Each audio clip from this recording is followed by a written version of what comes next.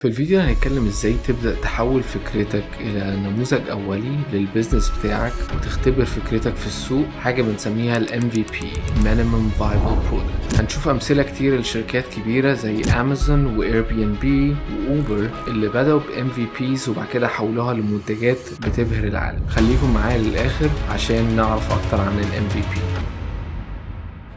ال MVP stands for Minimum Viable Product، أبسط نسخة من البيزنس بتاعك أو الستارت اب بتاعتك اللي تقدر أنت تنزل بيها السوق بتكلفة قليلة وتختبر رد فعل الناس على المنتج بتاعك أو السيرفيس بتاعتك. أنت عم عملت الستارت اب بتاعتك أو البيزنس بتاعك في assumption بتاع المشكلة و assumption بتاع الحل. ده الوقت اللي أنت بتحقق من فرضيتك أو من الهايبوثيسيس بتاعت الستارت اب بتاعتك، وبتشوف هل فعلا الناس هيدفعوا مقابل النموذج الأولي البسيط جدا ده. هو طبعا مش ده النهاية، بس ده حاجة انت تقدر تعمل بيها زي ما يقولوا check the pulse، تجس النبض بتاع السوق وتشوف الناس متقبلة الفكرة والحل بتاعك ولا لا. It's a very good sign ان انت لو ال MVP حتى لو هو نموذج مبسط جدا ومليان عيوب، لو الناس عاجبها الحل بتاعك بعيوبه، معنى كده ان انت اخترت المشكلة الصح والحل الصح والشريحة المستهدفة الصح. كل الشركات الكبيرة بدأت بحل مشكلة بسيطة ب MVP مش احسن حاجة. عندك امازون بدأوا يبيعوا كتب فقط، ما كانوش بيبيعوا اي حاجة تانية. واوبر ما كانتش في العالم كله، كانت بس في سان فرانسيسكو وكانت مركزة جدا في المنطقة دي. في ال MVP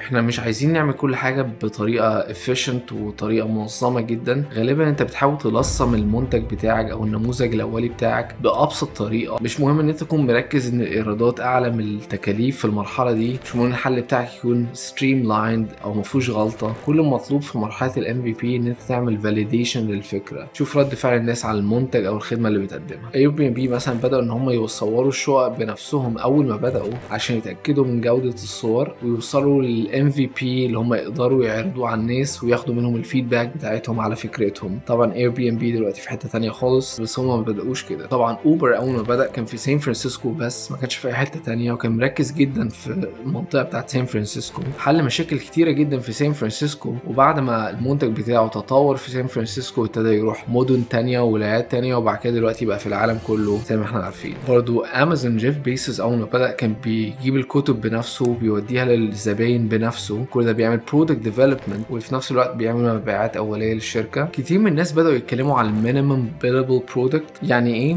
يعني ممكن تبدأ بمنتج مبدئي وتاخد فلوس من الناس او تطلب منهم فلوس عشان تعرف هم مقتنعين بالفكره لدرجه ايه. You don't need a perfect product to start charging your customers. The goal is to validate your business model as early as possible. عشان تبدأ تنفذ ال MVP بتاعك لازم تكون النقط دي واضحة جدا بالنسبة لك. Identify the core problem، حدد المشكلة الرئيسية. كل الفيتشرز التانية أو الخدمات التانية مش مهمة قوي دلوقتي، حاول تخلي الكور فيتشرز هي أهم حاجة. حاول تحل الكور بروبلم أو المشكلة الرئيسية أهم من أي فيتشرز ممكن تعملها addition بعد كده. Define your solution specifically، حدد المشكلة إيه بالتحديد والشريحة المستهدفة هتتعامل مع الحل بتاعك إزاي. حط نفسك مكان الزبون، إيه الحاجات المعينة اللي أنا محتاج أحطها في ال MVP بتاعي عشان أساعد الشريحة المستهدفة بتاعتي بالحل بتاعي فقط. Simplicity أهم حاجة في الموضوع. اعرض المنتج على الناس اللي بنسميهم احنا البيتا تيسترز أو البيتا يوزرز وخد منهم رأيهم واسمع منهم. Iterate based on the feedback،